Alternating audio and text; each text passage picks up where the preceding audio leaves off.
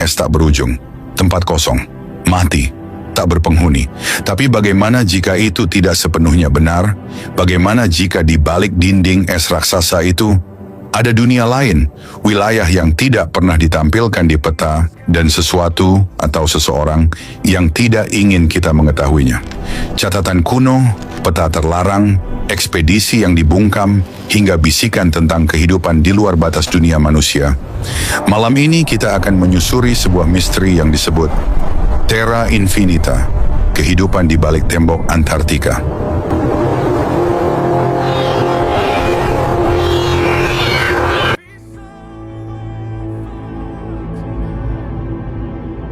Selama berabad-abad, manusia diajarkan satu versi yang sama tentang dunia, bahwa bumi ini telah sepenuhnya dipetakan, bahwa tidak ada lagi wilayah tersembunyi, bahwa Antartika hanyalah ujung dunia, hamparan es tak bernyawa, sunyi dan kosong.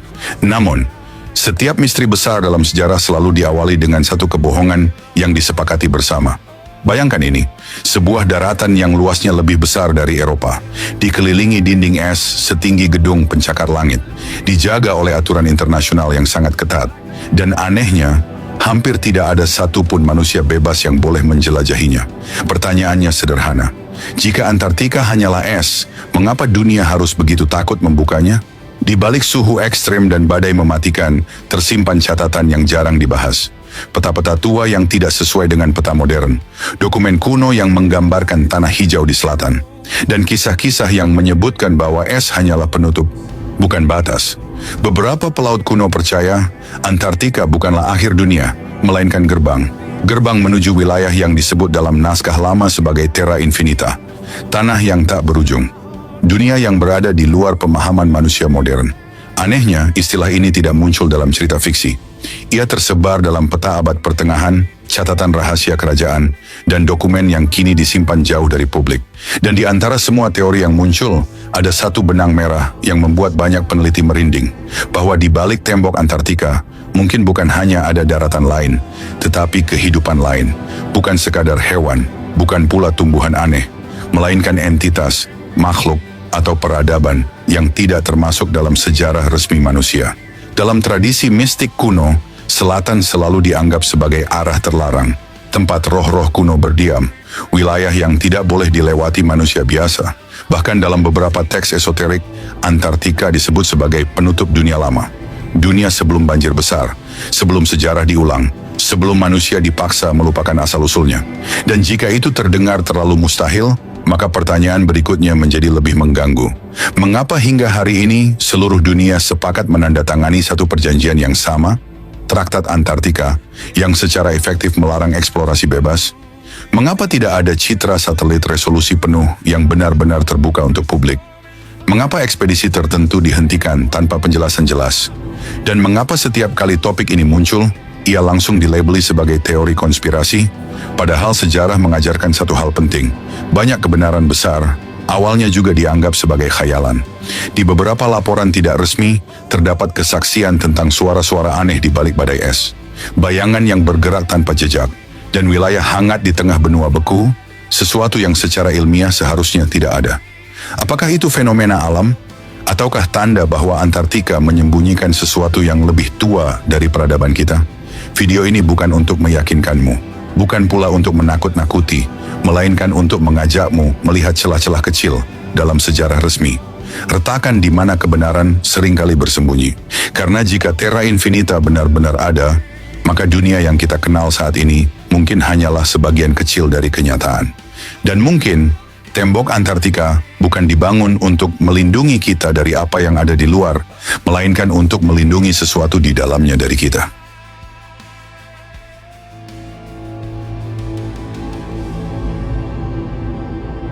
Peta adalah alat paling berbahaya dalam sejarah manusia, bukan karena apa yang mereka tunjukkan, melainkan karena apa yang mereka sembunyikan. Jika Antartika memang hanya hamparan es kosong, maka satu pertanyaan sederhana muncul. Mengapa peta-peta kuno justru menggambarkannya berbeda? Jauh sebelum satelit, radar, dan teknologi modern, para kartografer abad pertengahan telah menggambar wilayah selatan bumi dengan detail yang tidak masuk akal. Gunung, sungai, daratan luas tanpa es. Padahal menurut sejarah resmi, Antartika baru ditemukan pada abad ke-19. Salah satu yang paling mengganggu adalah peta Piri Reis tahun 1513. Peta ini menunjukkan garis pantai Antartika tanpa lapisan es. Sesuatu yang secara ilmiah mustahil diketahui pada masa itu. Lebih aneh lagi, garis pantainya cocok dengan data seismik modern yang baru dipetakan ratusan tahun kemudian. Pertanyaannya bukan lagi apakah peta itu akurat, melainkan dari mana Piri Reis mendapatkan sumbernya. Dalam catatannya sendiri, ia mengaku hanya menyalin peta yang jauh lebih tua. Peta-peta dari zaman sebelum bencana besar, zaman yang tidak pernah diajarkan di sekolah. Dan Piri Reis bukan satu-satunya. Peta Oronteus Finaeus tahun 1531 menampilkan Antartika sebagai benua hijau, lengkap dengan sungai dan pegunungan. Peta Philippe Boiche bahkan menunjukkan saluran air besar di bawah lapisan es, yang baru dikonfirmasi sains modern pada abad ke-20. Terlalu banyak kebetulan untuk disebut kebetulan. Beberapa peneliti independen berpendapat peta-peta ini adalah sisa pengetahuan dari peradaban yang jauh lebih tua. Peradaban yang hidup sebelum Antartika membeku. Peradaban yang mungkin pernah menjelajah dunia dengan teknologi yang kini telah hilang. Dan disinilah sejarah mulai terasa tidak nyaman. Dalam banyak mitologi kuno, selatan digambarkan sebagai tempat asal para dewa. Bangsa Sumeria menyebut wilayah ini sebagai tanah para Anunnaki. Tradisi Hindu kuno menyebut adanya dunia di luar cakrawala. Sementara legenda Nordik berbicara tentang tanah jauh di selatan yang tersembunyi oleh kabut dan es. Apakah semua peradaban ini berbohong? Atau justru mereka mewarisi potongan kebenaran yang sama? Menariknya, banyak peta kuno dengan detail ekstrim ini menghilang atau diklasifikasikan. Beberapa disimpan di perpustakaan tertutup, sebagian lain hanya boleh diakses oleh institusi tertentu. Dan sisanya lenyap tanpa jejak. Seolah ada upaya sistematis untuk memutus hubungan manusia modern dengan pengetahuan masa lalu. Dalam arsip Vatikan, tersimpan ribuan dokumen dan peta yang tidak pernah dipublikasikan. Beberapa peneliti yang mencoba mengaksesnya mengaku menemukan referensi tentang tanah di balik es dan batas dunia yang sebenarnya. Namun setelah itu, akses mereka dicabut. Penelitian dihentikan. Nama mereka menghilang dari diskursus akademik. Apakah ini hanya kebetulan lain? Jika kita menerima bahwa peta kuno ini valid, maka konsekuensinya sangat besar. Itu berarti sejarah manusia tidak linier. Itu berarti ada bab besar yang sengaja dihapus. Dan yang paling mengganggu, itu berarti Antartika mungkin pernah dihuni. Bukan oleh manusia modern, melainkan oleh sesuatu yang lebih tua, lebih maju, atau mungkin berbeda. Dalam beberapa catatan esoterik, Antartika disebut sebagai penjaga pengetahuan. Tempat di mana sisa dunia lama disimpan setelah bencana global menghancurkan peradaban sebelumnya. Dan jika benar demikian, maka peta-peta kuno bukan sekadar gambar. Mereka adalah pesan, peringatan. Petunjuk bahwa dunia ini pernah jauh lebih luas daripada yang kita kenal hari ini. Pertanyaannya sekarang bukan lagi apakah peta-peta itu salah, melainkan siapa yang paling diuntungkan jika kita percaya bahwa mereka salah? Karena selama peta-peta itu dianggap sebagai kesalahan sejarah, tembok Antartika tetap berdiri, dan Terra Infinita tetap tersembunyi.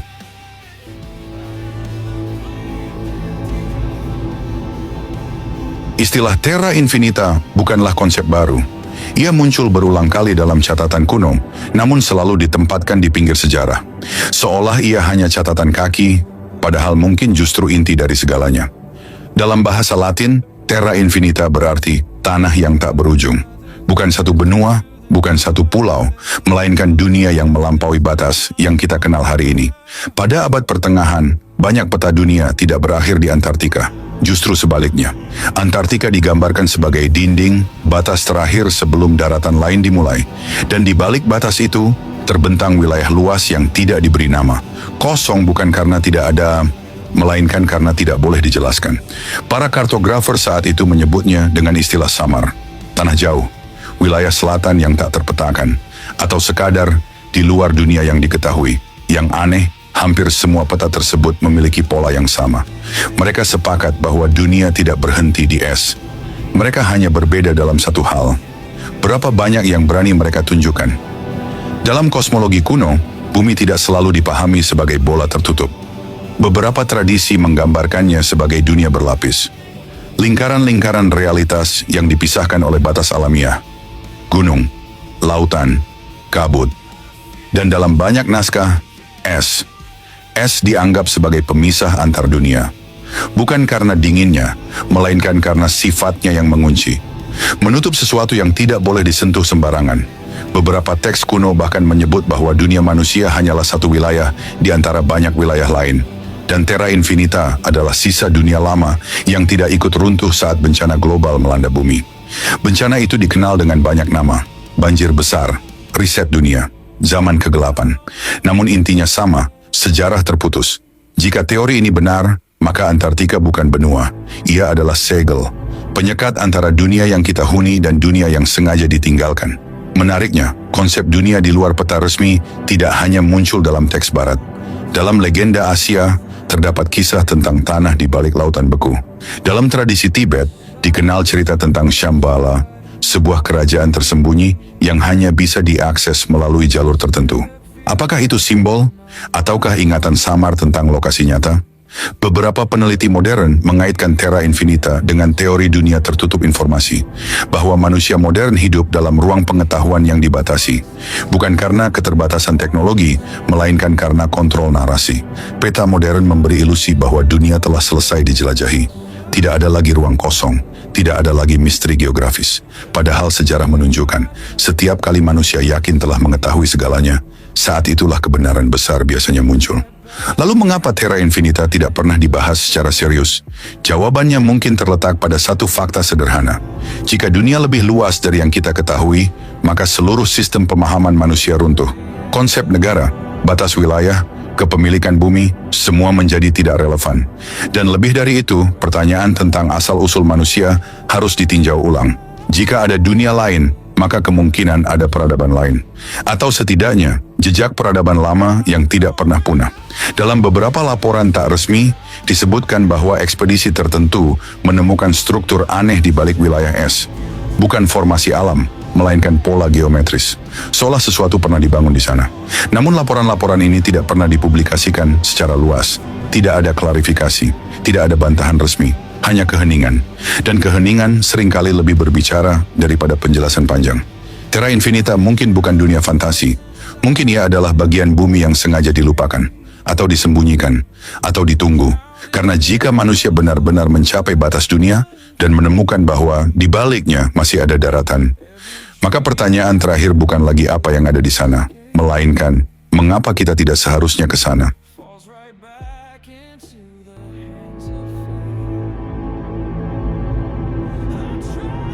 Kisah kesemua perjalanan tercatat dalam buku sejarah. Beberapa ekspedisi justru sengaja dihapus, bukan karena gagal, melainkan karena terlalu berhasil. Sejak awal abad ke-20, Antartika menjadi magnet bagi negara-negara besar. Bukan hanya ilmuwan, bukan hanya penjelajah, tetapi juga militer, intelijen, dan institusi yang tidak pernah muncul di laporan publik. Salah satu peristiwa paling misterius adalah ekspedisi Operation High Jump pada tahun 1946. Secara resmi, misi ini disebut sebagai latihan militer dan penelitian cuaca. Namun kenyataannya, operasi ini melibatkan lebih dari 4.000 personel, kapal perang, kapal induk, dan pesawat tempur. Jumlah yang terlalu besar untuk sekadar penelitian. Ekspedisi ini dipimpin oleh Laksamana Richard E. Byrd, seorang tokoh yang memiliki sejarah panjang dengan wilayah kutub. Namun yang jarang dibahas adalah fakta bahwa Operation High Jump dihentikan lebih cepat dari jadwal, tanpa penjelasan rinci, tanpa laporan lengkap ke publik. Dalam wawancara singkat setelah misi tersebut, Byrd menyampaikan pernyataan yang kemudian jarang dikutip.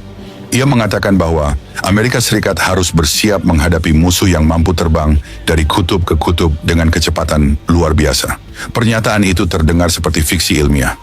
Namun mengapa seorang Laksamana berbintang mengucapkannya di media resmi?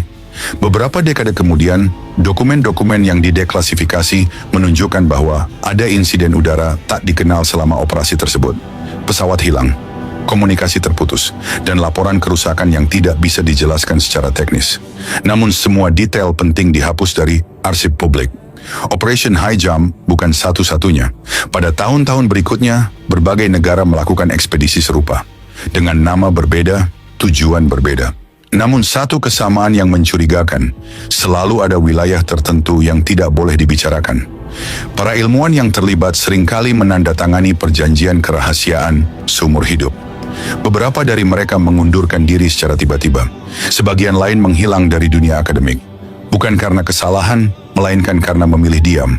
Dalam laporan tidak resmi, terdapat kesaksian tentang zona-zona di Antartika yang tidak tercatat di peta. Wilayah yang tidak boleh dilewati pesawat, area yang memicu gangguan kompas, radar, dan komunikasi. Zona ini tidak diumumkan, tidak ditandai, namun dijaga dengan sangat serius. Beberapa pilot mengaku melihat cahaya aneh di Cakrawala Selatan. Bukan aurora, bukan pantulan es, melainkan cahaya yang bergerak teratur, seolah dikendalikan. Kesaksian-kesaksian ini sering ditertawakan, dilabeli sebagai halusinasi akibat suhu ekstrem. Namun jumlahnya terlalu banyak dan terlalu konsisten. Ada pula laporan tentang ekspedisi sipil yang secara tidak sengaja melanggar batas tak tertulis. Drone hilang, sinyal terputus, dan ketika kembali, data mereka telah dihapus. Bukan rusak, bukan hilang, dihapus. Pertanyaan besar mulai muncul. Jika tidak ada apa-apa di sana, mengapa perlu penjagaan sebesar itu? Traktat Antartika sering dijadikan alasan. Aturan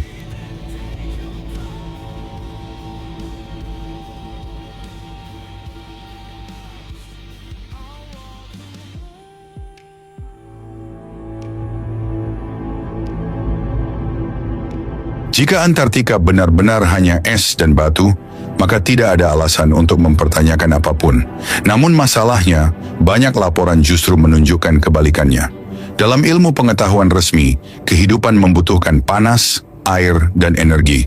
Dan ironisnya, semua unsur itu ditemukan di bawah es Antartika. Danau-danau subglasial seperti Danau Vostok telah terisolasi selama jutaan tahun. Air cair, tekanan tinggi, dan kemungkinan ekosistem yang berkembang tanpa cahaya matahari. Ilmuwan mengakui hal ini, namun hanya sampai batas tertentu. Yang jarang dibahas adalah kemungkinan berikutnya. Jika mikroorganisme dapat bertahan, mengapa kehidupan yang lebih kompleks mustahil? Beberapa laporan internal menyebutkan adanya anomali biologis. Bentuk kehidupan yang tidak sesuai dengan klasifikasi umum. Struktur sel yang berbeda. Respons lingkungan yang tidak lazim.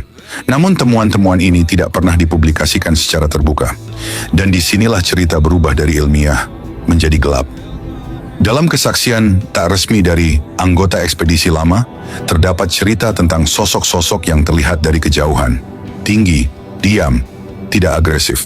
Namun jelas, bukan manusia seperti yang kita kenal. Mereka tidak mendekat, tidak menyerang, hanya mengamati. Kesaksian semacam ini sering disamakan dengan legenda. Namun menariknya, deskripsi mereka memiliki kesamaan, mencolok di berbagai laporan terpisah yang berasal dari waktu dan negara berbeda. Kulit pucat, gerakan lambat, dan kemampuan bertahan di suhu ekstrim tanpa perlindungan teknologi. Apakah ini makhluk biologis atau hasil adaptasi manusia yang berbeda? Beberapa teori menyebutkan kemungkinan adanya cabang peradaban manusia yang berkembang terpisah setelah bencana global. Manusia yang beradaptasi dengan lingkungan ekstrim. Manusia yang tidak tercatat dalam sejarah resmi. Dalam mitologi kuno, sering disebut adanya penjaga batas dunia. Makhluk yang bukan dewa, namun juga bukan manusia biasa. Tugas mereka bukan menguasai, melainkan menjaga keseimbangan. Apakah kisah ini hanya simbol atau ingatan kolektif tentang sesuatu yang nyata? Lebih mengganggu lagi, ada laporan tentang struktur di balik es. Terowongan panjang, ruang luas, formasi geometris yang terlalu simetris untuk disebut alami. Struktur ini tidak berada di permukaan, melainkan jauh di bawah es. Terlindungi, seolah memang dirancang untuk tidak ditemukan. Beberapa ilmuwan independen mengaitkan temuan ini dengan teori peradaban prasejarah yang memiliki teknologi berbeda dari kita. Bukan lebih primitif, bukan pula lebih maju dalam arti modern, namun berkembang di jalur yang berbeda. Dan jika peradaban seperti itu memang ada, maka Antartika bukanlah kuburan es. Ia adalah tempat perlindungan, tempat terakhir yang selamat ketika dunia di atas hancur. Ada pula teori yang lebih kontroversial, bahwa kehidupan di balik es bukan berasal dari bumi sepenuhnya. Bahwa Antartika adalah titik kontak, gerbang, atau stasiun lama yang ditinggalkan. Teori ini sering ditertawakan, namun anehnya, dokumen-dokumen tertentu justru menghindari pembahasan wilayah tersebut sama sekali. Seolah lebih aman untuk menertawakan daripada menjelaskan. Yang pasti, jika memang ada kehidupan di balik tembok es, maka alasan pelarangan eksplorasi menjadi lebih masuk akal. Bukan untuk melindungi alam, bukan untuk mencegah kerusakan, melainkan untuk mencegah pertemuan. Karena pertemuan semacam itu akan mengubah segalanya. Ia akan mengguncang pemahaman manusia tentang asal-usulnya, tentang posisinya di dunia, dan tentang kenyataan bahwa kita mungkin tidak pernah sendirian. Dan mungkin kita memang tidak dimaksudkan untuk pergi ke sana. Bukan karena kita tidak mampu, melainkan karena kita belum siap menghadapi siapa atau apa yang menunggu di balik es Antartika.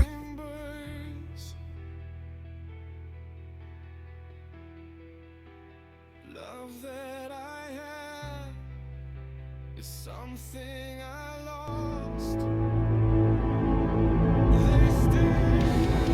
Jika semua misteri ini berdiri sendiri, mungkin mudah untuk mengabaikannya. Namun ketika semuanya mengarah pada satu titik yang sama, maka pertanyaannya berubah menjadi jauh lebih serius. Mengapa Antartika ditutup? Pada tahun 1959, 12 negara menandatangani sebuah perjanjian yang kemudian dikenal sebagai Traktat Antartika. Secara resmi perjanjian ini bertujuan menjaga Antartika sebagai wilayah damai untuk penelitian ilmiah. Tidak ada militer, tidak ada klaim wilayah, tidak ada eksploitasi. Terdengar mulia, terdengar rasional. Namun jika dicermati lebih dalam, aturan-aturan di dalamnya terasa berlebihan. Tidak ada wilayah lain di bumi yang dilindungi dengan cara seperti ini. Hutan hujan bisa dieksploitasi, lautan bisa dikeruk. Bahkan luar angkasa pun diperebutkan. Namun Antartika justru ditutup rapat. Mengapa? Traktat ini tidak hanya melarang aktivitas militer, ia juga membatasi eksplorasi independen. Penerbangan dibatasi, navigasi diawasi, dan wilayah tertentu secara tidak resmi dianggap terlarang. Yang lebih aneh, pengawasan terhadap Antartika melibatkan kerjasama global yang sangat jarang terjadi. Negara-negara yang di tempat lain saling bermusuhan, di sini justru sepakat, diam, patuh, dan tidak banyak bertanya. Seolah ada sesuatu yang lebih besar daripada kepentingan politik. Beberapa analis berpendapat, Traktat Antartika bukan perjanjian perlindungan, melainkan perjanjian penguncian. Bukan untuk menjaga manusia dari merusak Antartika, tetapi untuk menjaga manusia agar tidak menemukan sesuatu. Jika Antartika hanyalah es, mengapa diperlukan sistem pengawasan yang begitu ketat? Mengapa pelanggaran kecil pun bisa berujung pada sanksi serius? Dan mengapa informasi tertentu tidak pernah dibuka sepenuhnya ke publik? Dalam beberapa dokumen yang bocor terdapat istilah-istilah samar tentang zona sensitif dan risiko non-lingkungan. Istilah yang tidak dijelaskan lebih lanjut. Risiko apa yang tidak berkaitan dengan lingkungan? Beberapa peneliti menyimpulkan bahwa larangan ini berkaitan dengan stabilitas dunia. Bukan stabilitas ekosistem, melainkan stabilitas psikologis manusia. Bayangkan jika Terra Infinita benar-benar terbukti ada. Bayangkan jika dunia ini lebih luas dari yang diajarkan. Bahwa Antartika bukan ujung, melainkan batas buatan.